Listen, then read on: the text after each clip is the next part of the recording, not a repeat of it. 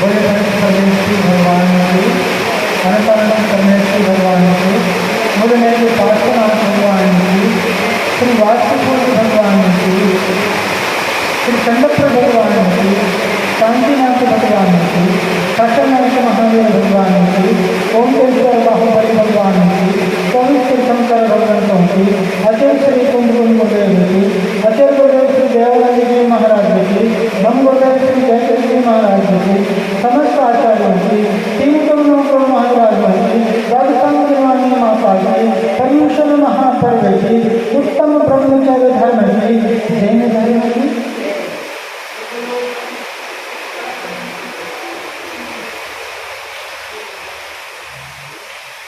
शिवाजी का दरबार लगा हुआ था और दरबार में एक युवती आती है और शिवाजी से अनुरोध करती है कि मेरी एक दिली तमन्ना है,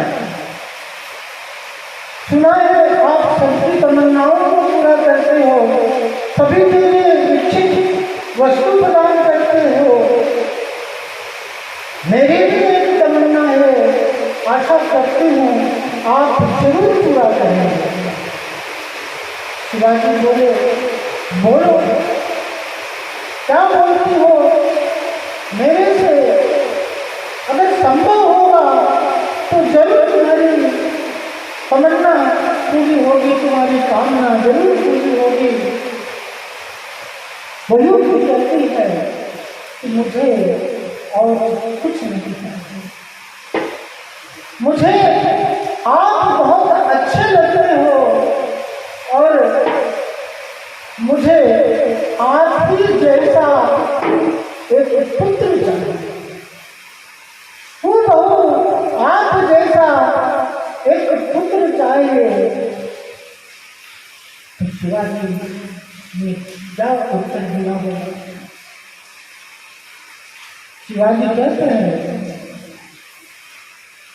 कि तुम्हें मेरे जैसा, मेरे समान रूपवान बलवान पुत्र चाहिए तो हे माँ, उसे माँ से संबोधित करते हैं शिवाजी, उसे माँ पुकार करके कहते हैं आज से तुम मेरी माँ हो और मैं तुम्हारा पुत्र।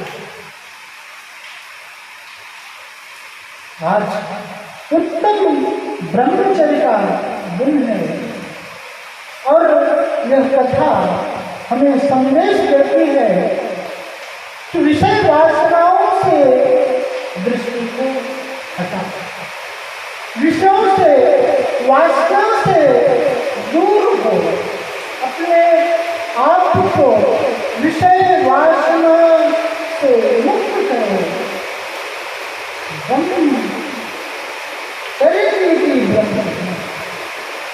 ब्रह्मचर्य का तात्पर्य ब्रह्म अर्थात अपनी आत्मा में रमण करना है, अपनी आत्मा में शरण करना है, अपनी आत्मा में लीन होना है। यही का है ब्रह्मचर्य। साधारणता ब्रह्मचर्य का तात्पर्य, ब्रह्मचर्य का अर्थ स्पर्श इंद्रिय से लगाया जाता है। स्त्री भक्ति के त्याग को, स्त्री के प्रति रमण करने की जो इच्छा है उसके अभाव को ब्रह्मचर्य कहा जाता है। लेकिन ब्रह्मचर्य इतना मात्र पर्याप्त नहीं है। उत्तम ब्रह्मचर्य कहता है कि जो सिर्फ स्पर्श इंद्रिय वरन रसना इंद्रिय भी ब्रह्मचर्य में बाधक है। ध्यान, अगर आपके लिए अच्छे अच्छे पकवान सोच रहे हैं, अच्छा सुस्वादु भोजन है तो रुचिकर प्रदान होता है, इस रचना इंद्रिय के वशीभूत है तो ऐसी वशीभूता भी ब्रह्मचर्य में बाधक है।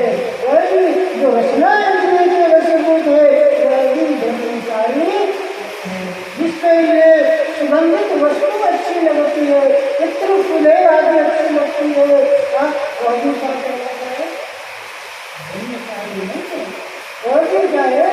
ब्रह्मचारी है, वह भी ब्रह्मचारी ही जन्म में क्वेश्चन रखना। और मैं दृश्य को देखना, जो दृश्य को देखने, जो चक्षु इंद्रियों के वशीभूत है, स्त्रियों को ढूंढना, स्त्रियों को देखना, तो ब्रह्मचर्य में बाधक है। क्या कहते हैं? देखो बालों तत्व, देखो देखने को जाए लेकिन तत्व स्त्री को सकते रहना, स्त्री के मुख को निहारते रहना, यह ब्रह्मचर्य में बाधक है। तो है लेकिन और भी अनुपम दृष्टि को देखना, क्या सुंदर दृश्य है, ये भी ब्रह्मचर्य में बाधक है।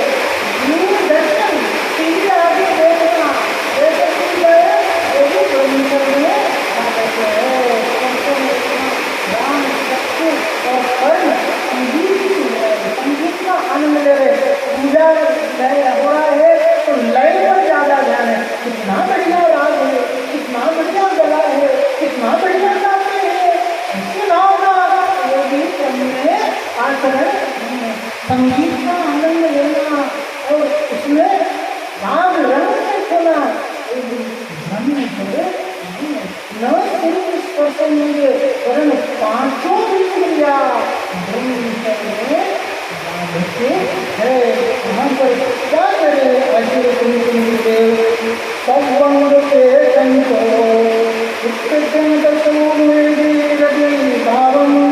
तो ब्रह्मचर्य शक्ति खलु दुर्गम दंडम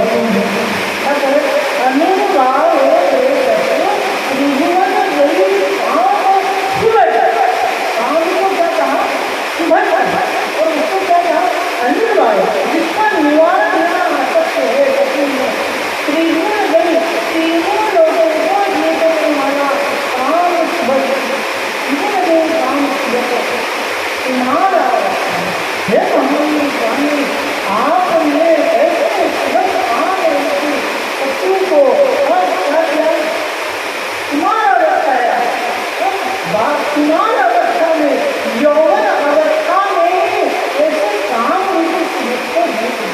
तुम्हारा बताया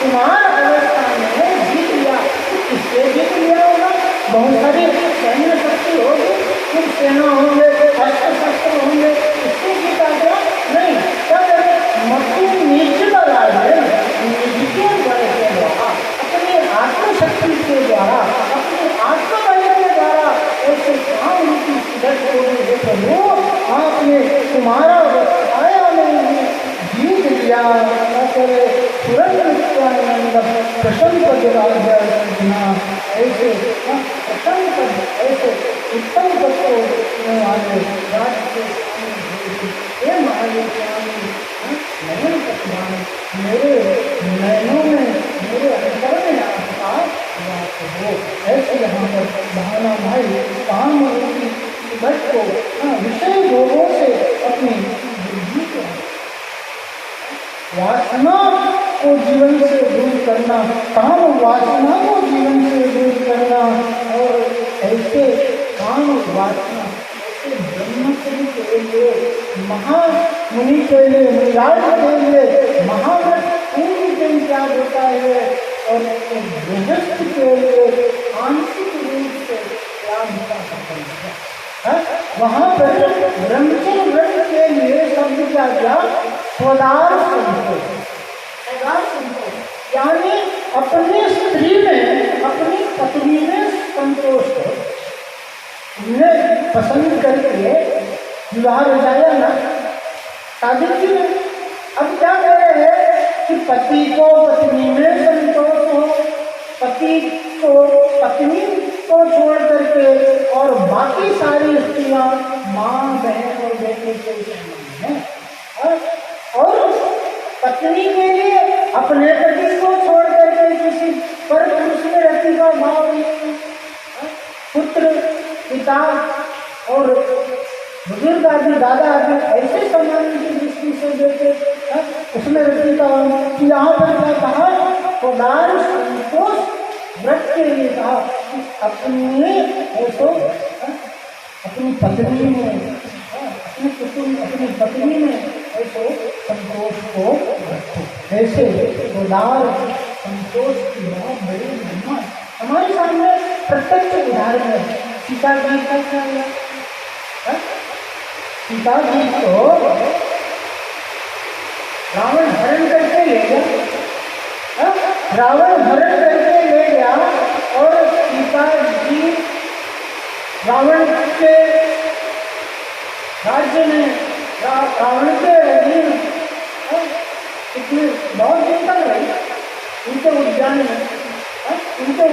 में बहुत दिन तक रही और सीता जी ने प्रण लिया जब तक श्री राम का संदेशा नहीं आएगा मैं अन्न जल को ग्रहण नहीं करूँगा मैं अन्न जल को ग्रहण नहीं करूँगा नहीं करूँगी और फिर क्या हुआ कि हनुमान जब राम का संदेशा लेकर के आते हैं हनुमान जब अनुमति लेकर के आते हैं और राम रावण से युद्ध होता है रावण पर राम विजय को पाते हैं और सीता को खिला करके ले करके जाते हैं तो फिर क्या होता है सीता जब राम के पास रहती है तो उसके चरित्र पर तो उंगलियां उठाती है जिसके परिणाम स्वरूप राम ने क्या किया वन में छुड़वा दिया राम ने वन में छुड़वा दिया और वन में छुड़वाने के बाद सीता ने वन में लव कुश को जन्म दिया वन में लव कुश को जन्म दिया और फिर जब ऐसो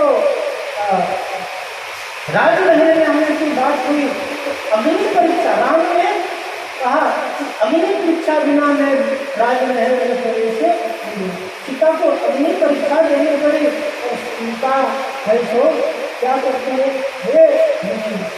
क्योंकि सीता रावण के पास रह करके भी सीता पवित्र थी। रावण ने सीता को छुआ तो नहीं था। रावण भले सीता को हरण करके ले जा, लेकिन रावण का भी एक प्रण था कि जब तक सीता राजी नहीं होगी उसके इच्छा के विरुद्ध मैं उसे हाथ तक नहीं लूंगा। रावण ने छुआ नहीं। रावण के पास रह करके सीता पवित्र थी, लेकिन कर्मों का प्रभाव देखो कि फिर भी सीता के लिए अग्नि परीक्षा देनी पड़ी। और सीता क्या करती है, हे अग्नि, अगर मेरे शील में व्रत में दोष होगा तो तुम मुझे नष्ट करो। और ऐसा कहकर वो अग्नि में कूद जाती है, जिसका प्रभाव ये होता है कि अग्नि देव आसक्त देव आसक्त अग्नि कुंड का जल कुंड बना दिया। और सीता को देवियां अपने सिर पर उठा लेती है और उनका जय जयकार करती है। और फिर जब राम ऐसा उनके लिए अनुरोध करते हैं कि राम बोलते चलो सीते राजमहल में चलो, फिर सीता क्या करती वहीं पर केशों को कर लेती है और माता जी से दीक्षा को धारण करती है। तो ऐसा सुधार संतोष का अपने पति में अपनी पत्नी में संतोष रखना, ऐसे सुधार संतोष ब्रह्मचर्य की ऐसो महिमा है। ऐसे ब्रह्मचर्य का कथन एक गृहस्थ के लिए कहा कि ऐसो अपनी विषय वासनाओं पर नियंत्रण पाओ। ये विषय भोग शत्रु के समान है। इसलिए क्या कहा कि अपने अंदर ब्रह्मचर्य को धारण करो। अपने यहाँ पर पूजन की लाइन कहते रोज पूजा कर रहे हैं। उत्तम लक्ष्मीमा मार्दो सत्य शौच संयम तप त्याग आकिंचन ब्रह्मचर्य धर्म 10 सार चहुरति दुख ते काय मुकत करतार। क्या करें, उत्तम क्षमा मार्दव आर्जव भाव। ये क्या है, ये भाव है, ये आत्मा के भाव है। ये कषायों के अभाव में प्रकट होने वाले धर्म है। उत्तम क्षमा मार्दव और सत्य शौच संयम तप त्याग को क्या कहा, उपाय मोक्ष का धर्म का उपाय क्या कहा, सत्य शौच संयम तप और त्याग उपाय है। सत्य का आचरण करना, अपने अंदर शौच को धारण करना, अपने अंदर लोभ वृत्ति होना, संयम को धारण करना, तप को धारण करना, त्याग को अपनाना, ये सब क्या है, ये सब अनुष्ठान है, ये सब क्या है, उपाय है। इसके माध्यम से हमारे लिए सच्चे धर्म की प्राप्ति होती है। सच्चे धर्म का हमारे अंदर समावेश होता है। मुक्ति मार्ग प्रशस्त होता है। मुक्ति मार्ग मुक्ति की प्राप्ति होती है। ये उपाय है, सत्य शौच संयम तप त्याग उपाय है। और आकिंचन और ब्रह्मचर्य, इनको क्या कहा, धर्म 10 सार है। ये धर्म के सार है, ये धर्म के फल है। आकिंचन और ब्रह्मचर्य, तो ये जो कल हमने देखा आकिंचन, ये जो किंचित मात्र भी मेरा नहीं है, ऐसे भाव का नाम आकिंचन है। अब परिग्रह का नाम आकिंचन है। यह परिग्रह ब्रह्मचर्य में बाधक है। जहां पर परिग्रह होगा वहां पर ब्रह्मचर्य नहीं होगा। ब्रह्म में आचरण अपनी आत्मा में लीनता तभी होगा जब बाहर से दृष्टि हटेगी। अपनी आत्माएं में लीनता ही मोक्ष की प्राप्ति का मोक्ष कोई बाहर की मंजिल नहीं, द्वार सिखा आपके भीतर बुलाए। क्या मोक्ष कोई बाहर की मंजिल नहीं है। बाहर से दृष्टि को हटा करके, विषय वासनाओं से दृष्टि को हटा करके, पर पदार्थ पर वस्तु से दृष्टि को हटा करके स्वयं में उसको आप देखो कि अगर आपका ध्यान कहीं और लगा, घर में कोई जरूरी काम छोड़ करके हाँ?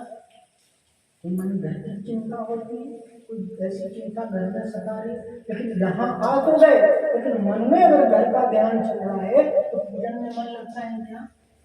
क्योंकि मन में वो घर का वो विकल्प चल रहा है, वो अधूरा काम रह गया, वो ऐसा हो गया, ऐसा ध्यान नहीं करें तो क्या होता है?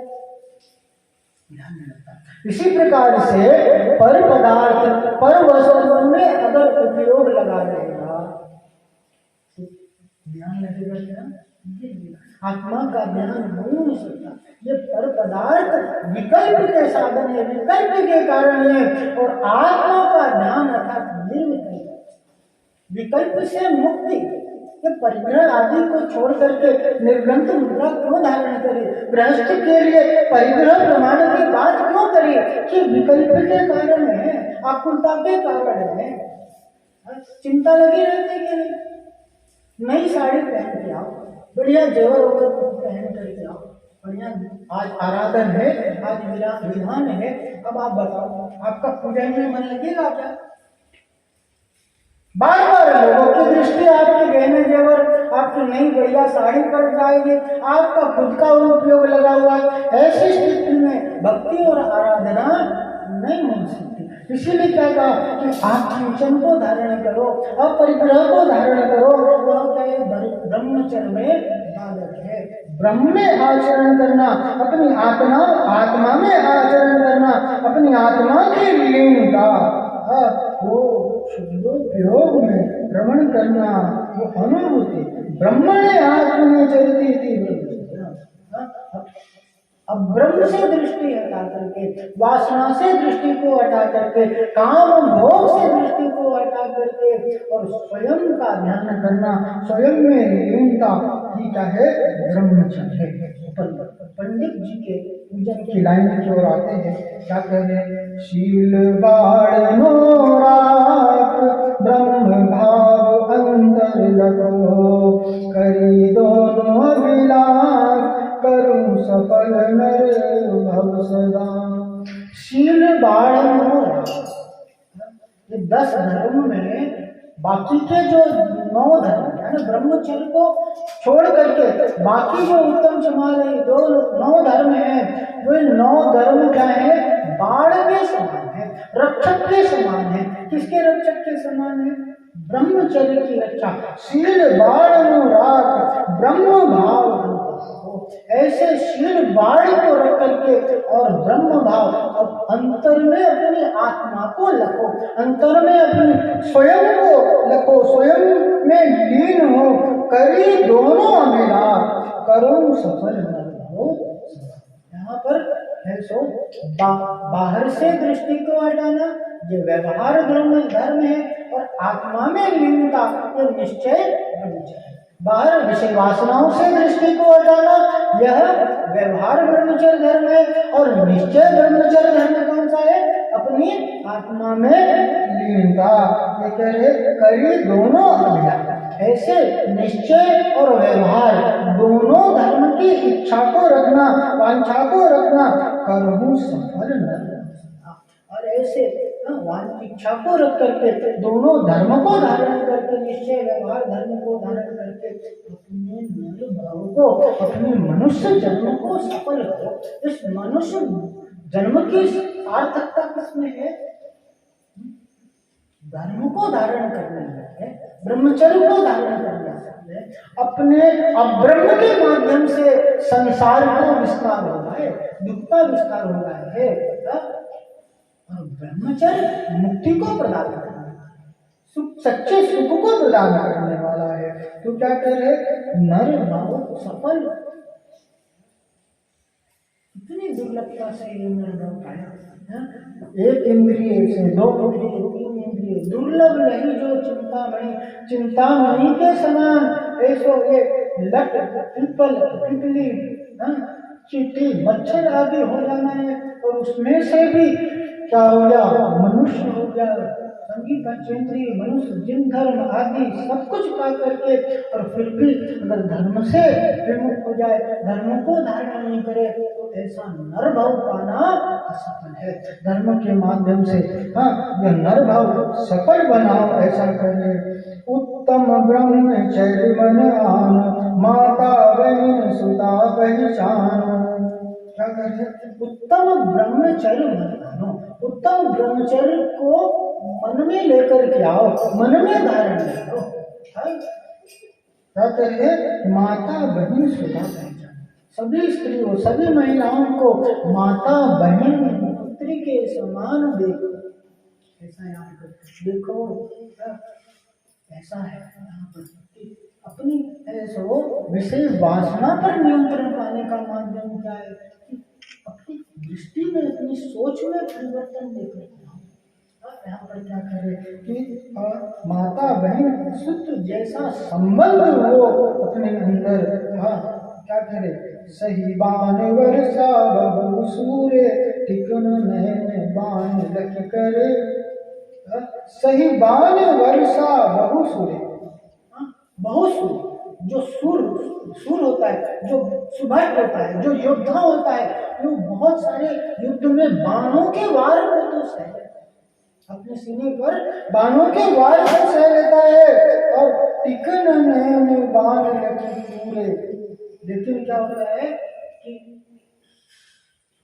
जो उल्टा स्त्री होती है, जो भ्रष्ट स्त्री होती है, उसके नैनों के बाण के वार को सहन, जो भ्रष्ट स्त्री होती है ना, वो अपनी नैनों के माध्यम से उस पुरुष को लुभाने का प्रयास करती है, और ऐसे उसके नैन जाल में ऐसे कोई कहते ना, तेरे नैना में, नैनों में सब कुछ खेल है, उसकी नैना इतनी सुंदर है, ऐसे ऐसे बखान करता है, उसकी नैना, कामी पुरुष की ऐसी इच्छा होती है, ऐसी उसकी भावना होती है कि उसके चेहरे, उसके रूप, उसके यौवन की प्रशंसा करता है, और उसके जो हाव भाव है, उसके काम बाण है, उससे वो घायल होता रहता है, पीड़ित होता रहता है। फिर कितना भी बड़ा से बड़ा योद्धा हो युद्ध क्षेत्र का, वो भी ऐसे उत्सित, ऐसे उल्टा स्त्री, ऐसे चरित्र भ्रष्ट स्त्री के बाणों को नहीं सह पाता, उसके भी वशीभूत हो जाता है। पूरे किया के असुचि तन में काम रोगी। ऐसे उल्टा स्त्री की अशुद्ध शरीर के बारे में बात किया था। ये शरीर कैसा है? बाहर से बहुत सुंदर शरीर दिख रहा है, गोरा, अच्छा, बढ़िया, सुंदर चमड़ी है, उस चमड़ी के पीछे लुभाता है, और उस स्त्री के शरीर में ऐसे अशुचि, अशुद्ध, जो मलमूत्र आदि से भरा हुआ है, ऐसे शरीर में रति करता है, लगाव करता है। ऐसे कह रहे, पूरे किया असुचि तन में काम रोगी, काम तो रोगी का, काम रोगी, जो देखो साधारण रोग जो होता है ना, बड़े से बड़ा रोग, वो रोग की दवा है, लेकिन काम रोग की दवा नहीं।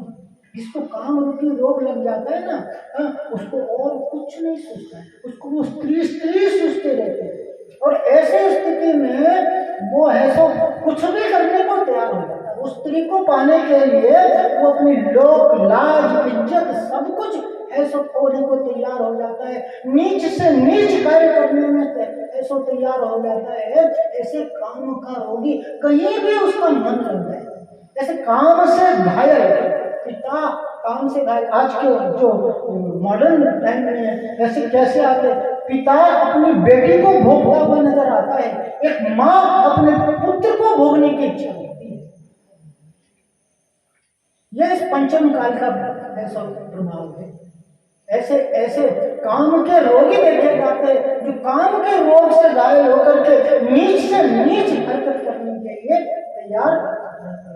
ऐसे काम रोग कहते कि वो काम का रोगी ऐसो स्त्री के, कुत्सित स्त्री के, उल्टा स्त्री के शरीर में रति करता हुआ, नित्य उसका चिंतन करता हुआ मृत्यु को प्राप्त हुआ। ऐसा कह दे, अपने आप को रति करे, बहु मृतक से ही मसान माई कागज। बहुत अच्छा लाइन का, अगर इस लाइन के सार को ग्रहण कर लो तो फिर जीवन में सब, जीवन के अर्थ की प्राप्ति। काम वासना से दृष्टि हट जाए, कितना बढ़िया लताड़ा है। आचार्य ने यहाँ क्या कह रहे हैं कि बहु मृतक शरीर मसान, जैसे शमशान में मृतक शरीर है ना, उसमें कौवा जो होता है ना, चोंच मारता है ना, चोंच, वो सड़ा हुआ बदबूदार शरीर जिसमें से कीड़े मकोड़े बदबू आ रही है, और उसमें क्या करता है वो, उसमें कौवा चोंच मारता है, उसको सड़े हुए मांस को खाता रहता है। ऐसे ही इस अशुचि अशुद्ध शरीर में वो काम का रोगी रति करता है, उसमें ऐसा भ्रमण करता है। यहाँ पर ऐसा कह रहे कि संसार में विष बेल नारी तजी बेले जो, संसार में विष बेल, संसार में नारी को विष का बेल का, विष यानी जहर की उपमा दी, नरक का द्वार बोला, नारी नरक का द्वार, ऐसा कहते हैं, नारी नरक का द्वार है, नारी विष का बेल है। इसका मतलब ये अर्थ लगा ना कि नारी या स्त्री में दोष, स्त्री विष का बेल बोला, स्त्री को नरक का द्वार बोला, स्त्री नरक का द्वार है, स्त्री विष का बेल है। लेकिन इसमें कमी किसकी है? तुम्हारी दृष्टि की कमी, तुम्हारे अंदर वासना है। स्त्री में कोई दोष नहीं है, वो स्त्री पर्याय दोषवान नहीं है, दोष तुम्हारी दृष्टि में है, जो तुम उस स्त्री में अपनी वासना को तलाश करो, उसे कुदृष्टि से देखते हो।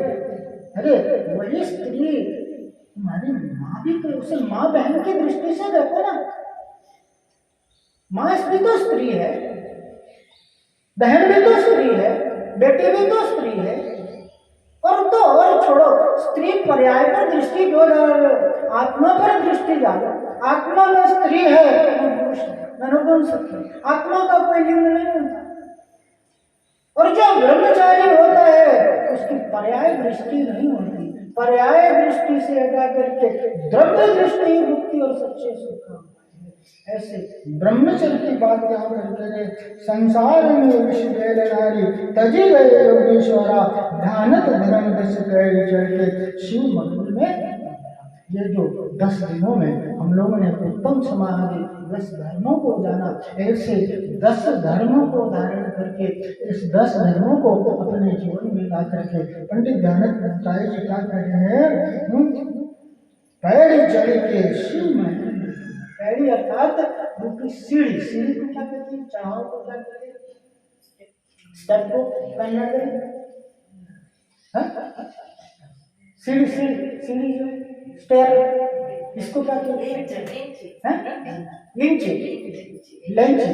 तो ये क्या है, ये 10 धर्म रूपी लेंची है, ये 10 धर्म रूपी सीढ़ी के माध्यम से मोक्ष रूपी महल में पग अपने मोक्ष रूपी महल को प्राप्त हो। ऐसे यहाँ पर हमने 10 धर्म को जाना, ब्रह्मचर्य धर्म को जाना। एक छोटी सी कहानी को देखेंगे और ब्रह्मचर्य धर्म को समझेंगे और अपने जीवन में लाने का प्रयास करेंगे। क्या हुआ कि एक राजा था और राजा को पड़ोसी राजा उसके ऊपर आक्रमण करना चाहता था। वो राजा का बहुत यश था, राजा का बहुत वैभव था, राज्य था, उसकी सुंदर सुंदर रानियां थी, जिसके कारण आसपास के पड़ोसी राजा उससे बहुत जलते थे और वे सभी आक्रमण करके उसकी राज्य को और उसके वैभव को, उसकी रानियों को, सबको हड़प लेना चाहते थे। इसी कामना के साथ में एक राजा ऐसो आकर के आक्रमण करने की इच्छा से उसकी राज्य की ओर प्रस्थान कर रहा था। तो रास्ते में उसके लिए पेड़ के नीचे कोई दिखाई दिए और वो पास जाकर के देखता है तो पेड़ के नीचे ध्यान लगाए एक मुनिराज बैठे हुए हैं, और वे मुनिराज और कोई नहीं थे, वो राजा ही थे। वो राजा जिनके ऊपर ये आक्रमण करके उनकी रानियां, उनके समस्त वैभव को प्राप्त करना चाहता था, वो राजा मुनि मुद्रा में पेड़ के नीचे बैठे ध्यान लगाए। वो राजा बहुत आश्चर्य करता है और उनके पास बैठ करके इंतजार करता है जब उनका ध्यान टूटता है, और उनसे वो प्रश्न करता है, आपके पास तो धन वैभव आदि ऐसी सुंदर सुंदर रानियां थी, ऐसे ऐसे सुख के साधन थे, और फिर इन सबके होने के बावजूद आपने ये मुनि मुद्रा को धारण कर लिया। मुझे बात समझ में आई। तो उन राजन ने कहा कि मुझे विषय वासनाओं में, उन रानियों में, उन वैभवों में, उन सुख संपदाओं में सुख की प्राप्ति नहीं हुई। यह मुनि मुद्रा या निर्ग्रंथ मुद्रा ही सुख का कारण है। ब्रह्म अर्थात आत्मा, आत्मा में ही सच्चा सुख है। ऐसे आत्म रमणता ही ब्रह्मचर्य है। ऐसा सच्चा ब्रह्मचर्य मुक्ति का उपाय है, सच्चे सुख का साधन है। हम सभी के जीवन में ये दसों धर्म आए, सभी का हित हो, सभी का कल्याण हो। इसी मंगल भावना के साथ यहीं तक बोले पंच परमेश्वरी भगवान की, अनंतानंद से परमेश्वरी भगवान की, भोलेनाथ पार्श्वनाथ भगवान की, वासुपूज भगवान की, चंद्रप्रभ भगवान की, शांतिनाथ भगवान की, शासननाथ महावीर भगवान की, गोमटेश्वर बाहुबली भगवान की, 24 तीर्थंकर भगवंतों की, आचार्य श्री कुंकुम गुरुदेव की, आचार्य गुरुदेव श्री देवानंद जी महाराज जी की, मम गुरुदेव श्री जयदेव जी महाराज जी की, समस्त आचार्यों की, 3 करोड़ 9 करोड़ महाराजों की, गावसाम जिनवानी माता की, पर्युषण महापर्व की, उत्तम ब्रह्मचर्य धर्म की, जैन धर्म की,